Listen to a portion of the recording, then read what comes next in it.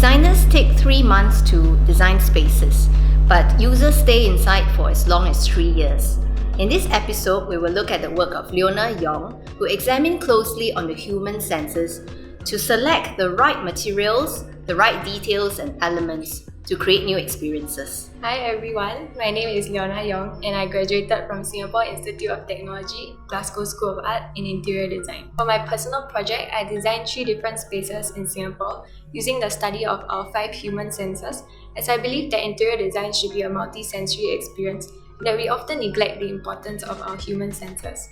The relationship between the human senses and a building is actually really important in interior design, as it transforms human emotions and perceptions.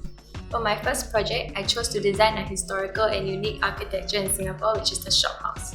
So I designed a private pool inside the shophouse because I chose the element of water as it is something that we encounter with every day. Water is actually an element that hits all 5 of our senses. Together with the great spatial qualities of this architecture, which is the shophouse. So for example, the great natural daylighting that it has. So imagine the light penetrating through the space, hitting the surface of the water, which then creates a very nice light and shadow effect. So this project is actually a space for people to free themselves up for creativity and spirituality.